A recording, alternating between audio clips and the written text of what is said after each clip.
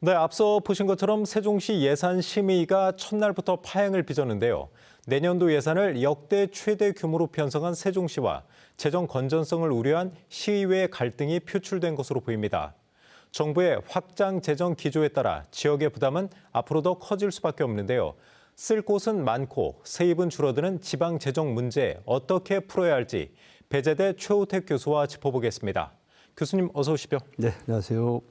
자, 보신 것처럼 이제 세종시가 내년도 예산안을 최대 규모로 편성을 했단 말이에요. 그래서 이제 지방채 발행이 불가피한데 의회에서는 지방채 발행이 이제 너무 많으면 재정 건전성이 우려된다. 좀 이런 지적을 좀 하고 있습니다.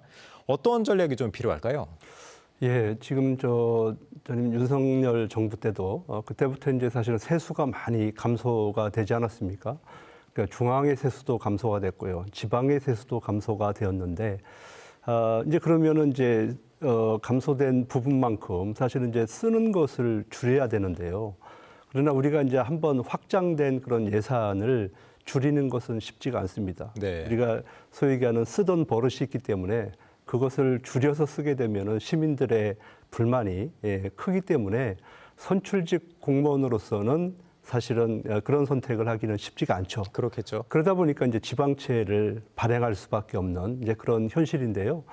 지방재정 건전성을 위해서는 뭐 크게 두 가지가 있습니다. 예를 들면 지방의 자체 수입을 높이는 건데요. 그건 이제 지방세하고 세외 수입을 높이는 방안인데 이것은 지방의 어떤 뭐 산업 기반이라든지 그다음에 소비 활성화 이런 것들이 전제가 돼야 되는데 현실적으로는 어렵다 이렇게 볼 수 있는 거고요.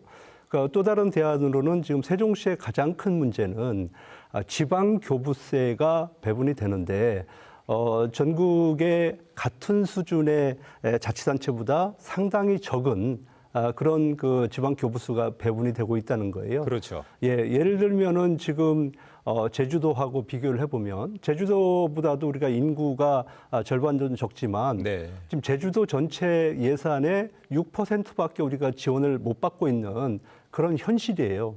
왜 그런가 하면 지금 세종시 같은 경우에는 단층제 구조예요. 광역하고 기초가 같이 되어 있는데 우리는 광역분만 받고 있는 거거든요. 근데 우리의 일이 기초 부분도 하는 거 아니겠습니까? 그래서 일은 2배로 하는데 예산이 절반도 안 내려오기 때문에 지금 세종시가 어렵다 이렇게 보시면 될 것 같습니다. 지금 지방교부세 이제 말씀을 하셨는데 세종시의 세입 구조가 뭐 그 영향도 있지만 다른 것도 보면 좀 간단하지 않습니까? 대부분 이제 그동안 아파트 취득세에 좀 의존한 부분이 있는데요. 세입 구조를 좀 지방교부세 말고 다양화할 수 있는 그런 방법은 없을까요? 지금 세종시가 출범을 하고 이후에 사실은 중앙정부의 강력한 재정적 지원이 있었죠. 그래서 이제 출발이 가능했던 거고요. 그리고 이제 2차적으로 사실은 세종시가 큰 어려움 없이 할 수 있는 것은 뭐 행정수도 논의가 계속 있었고 또 이것이 이제 희망을 줬기 때문에 많은 사람들이 대전이나 인근에 있는 그 세종 인근에 있는 그런 지역에서 세종으로 아파트를 사서 이전하는 이제 그런 부분들이 많았잖아요. 네. 근데 사실은 이제 지역 그 부동산 경기가 지금 악화가 되고 그리고 지금 세종시의 행정 수도가 확실하게 지금 매듭 짓는 부분들이 없습니다. 그러다 보니까 지금 지역의 부동산 경기가 낮죠. 그래서 문재인 정부와 비교했을 때 사실은 지금 이제 부동산 경기가 어렵다 보니까 세수는 자연히 어려울 수밖에 없는 거고요. 그래서 네. 이것을 근본적으로 해결할 수 있는 것은 지금 이재명 정부에서 세종시를 행정 수도로 확실하게 가겠다라고 하는 그런 마스터 플랜만 제시를 해준다라고 한다면 아마 지역의 부동산 경기는 확실히 좋아질 것이다. 거기에 따라서 세수도 확보될 수 있을 것이다. 좀 그런 전망이 가능할 것 같습니다. 네. 교수님, 그 대응 지방비 문제도 좀 짚어보겠습니다. 이제 정부에서 지역화폐 또 기본소득 같은 정책 사업을 추진하고 있지 않습니까? 그렇게 되면 이제 정부가 사업비를 대면서 지방도 이제 거기에 대응해서 지방비를 대는 구조인데 네. 이런 상황이 지방 재정을 계속 악화시키는 요인이 아니냐 이런 지적이 계속 나온단 말이에요. 우리가 이제 대통령 선거가 됐던 총선이 됐던 선거를 치를 때마다 경기가 어렵다. 그래서 그 경기를 활성화시키고 또 지역의 불균형을 해소하기 위해서 사실은 확장 재정 정책을 추진을 하는 거예요. 그렇죠. 예를 들면 이제 지역 소멸 대응 기금을 마련하고 또 소비 쿠폰이라든지 또 각종 그 국고 보조 사업 등을 이제 추진을 하는데 네. 이것이 사실은 그냥 주는 것 같지만은 대부분 지방비를 요구를 하고 있는 거거든요. 그래서 예를 들어서 지금 우리나라 같은 경우에는 지방 재정 자체가 워낙 어려워요. 예를 들어서 한 40개 자치단체 같은 경우에는 자체 수입으로도 지방 공무원들의 월급을 해결할 수 없을 정도로 어려운 상황인데 그렇죠. 자꾸만 중앙 정치에서 또 중앙 정부가 일을 벌리면서 거기에 좀 지방비를 자꾸만 물고 들어오는 그런 상황이거든요.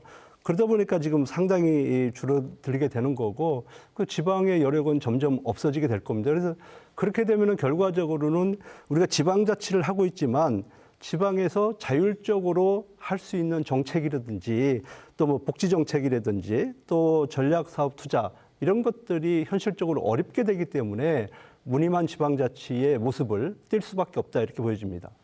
지금 짚어주셨는데 이제 지방 정부의 불만 중에 하나가 이제 그 정부의 정책 사업을 추진하다 보니까 자치단체장의 이제 공약 사업 또 뭐 역점적으로 좀 지방자치 특색에 맞는 사업을 못한다 이런 불만이 좀 계속 나오고 있어요. 보면 대전시 또 충청남도에서도 계속 뭐 그런 사업이 있을 때 정부가 좀 부담률을 늘려라 이런 주장을 계속 하고 있는데 어떻게 좀 해야 되는 건가요? 저는 지금 이제 우리나라가 신중앙 집권 시대로 가고 있다. 저는 이렇게 생각을 하고 있어요. 역행하는 거 아닌가? 원래 지방자치 시대였었는데. 그럼요. 그래서 지금 그 원인 중에 하나는 대통령들이 자꾸만 당선이 되면 지방에서 뭔가를 좀 해보려고 그래요. 근데 그거는 제가 볼 때는 맞지 않는 거예요. 우리가 이제 지난번에 지방자치법이 전부 개정이 되면서 거기에 이제 보충성의 원칙이라고 하는 것이 도입이 되었는데요. 이 얘기는 무슨 얘기인가 하면 기초가 할 수 있는 것은 기초가 하게 놔두고요. 또 광역이 할 수 있는 건 광역이 하고 그것이 안 되면 중앙정부가 일을 해야 되는 거거든요. 근데 지금 모든 것들을 다 중앙정부가 컨트롤하려고 하고 있는 거예요. 그러다 보니까 지금 중앙정치도 중앙행정도 잘 안 되고요.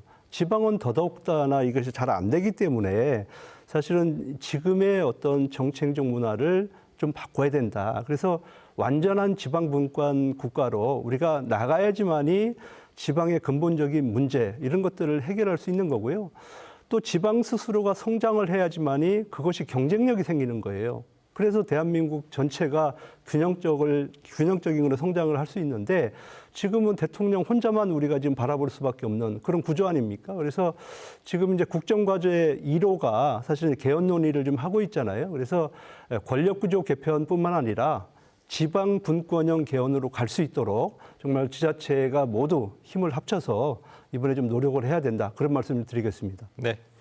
오늘 말씀 여기까지 듣겠습니다. 교수님 말씀 감사합니다. 고맙습니다.